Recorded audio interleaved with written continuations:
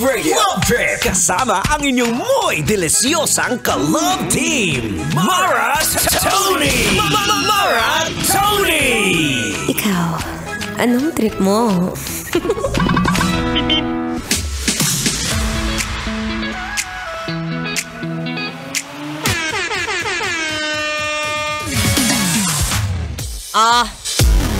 Nakaisip ka na ba? Nakaisip ka na ba ng gagawin mo ngayong Valentine's Day? Pero hanggang ngayon, nahihirapan ka kasi nga wala ka namang pera. Uy, ma-share ko lang Alam mo, isa sa mga pinakamaganda gawin kapag ka Valentine's Day. Siyempre, bukod sa kumain kayo, bukod sa lumabas kayo, bukod sa mas maganda rin talaga pag napapawisan kayo. Ano pagpapawis yan, DJ Mara Tony? Uy, ma-share ko lang Alam nyo yung sa may bandang Academic Oval dyan sa may UP Diliman.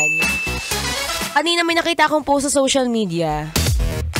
Grabe na po ang tao dyan. Parang, ano ba dyan? May bilahin ba dyan? May bentahan ba dyan ng mga mga politiko? Bigayan ba? Bakit napakaraming tao dyan, be? Sabi ng isa doon, may nag-comment. Grabe raw, nakakatuwa kasi ang dami ng tumatakbo ngayon. Alam mo, nagugulat din talaga ako lately.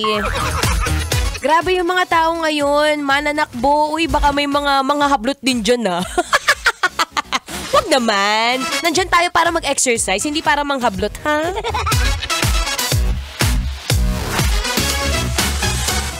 Pero kung isa ka pa rin talaga sa mga nag-iisip, ano nga pang pwedeng gawin, Mara Tony? Wala nga kaming pera. Wala rin kaming oras. Oy, kapag ka Valentine's, ibigay mo na yung buong oras mo sa mahal mo, be.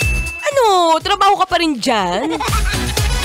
Well, kapag bibigyan kita ng konting idea para naman medyo mas spice up ang inyong relationship. Yo. Na yan, syempre number 1, kung wala kayong pera, pwede kayong mag-picnic sa park. Magbaon ka lang ng adobo, magbaon ka ng kanin, magbaon ka lang ng inumin, mag-set up ka lang ng banig. Pwede na yan. Kung mahilig ka naman manood ng movie sa bahay, antaray. Wala pang bayad ng kuryente pero may pang Netflix. Pwede kayo mag-movie marathon. Pumili kayo ng paborito nyong pelikula. Alam mo, kapag ikaw, lalo ka na, ikaw yung lalaki, hayaan mo na mamili si Mrs. B. Yan ang mga madalas inaawayan no? Hindi pa nakakapili ng palabas. Ayun, nag-away na. Ito maganda rin. Alam mo, isa rin sa mga hanggang ngayon, pinapangarap ko. Alam nyo yung Aurora Borealis. Ayoko i-spell, mahirap. Pero yung mga ganun ba, yung stargazing, lalabas kayo, o kaya pwede kayo mag-rent ng tent. Tapos yung tent na yon dalhin nyo sa park. Pwede kayo pumunta sa UP Academic Oval o kaya sa UPLB. Sabi ko nga sa inyo, dito sa may UP Los Baños, meron po dyang Feb Fair. Pwede kayo mag-date doon. Mag-set up lang. Tent ba? Di ba hindi naman kailangan gumastos? Alam mo, sa panahon ngayon, ito ang pinakamahalaga. Since nakikita ko nga na marami na rin naman tumatakbo, sumali ka na rin. Kumuha ka ng sapatos, yayain mo si Mrs., bilhan mo dyan sa ukay-ukay ng sports bra kagaya ng suot ko ngayon, diba? Tapos, yayain mong tumakbo. Ayan, sports bra, wala namang laman. Maraming bagay ang pwedeng gawin ngayong Valentine's na hindi naman kailangan gumastos.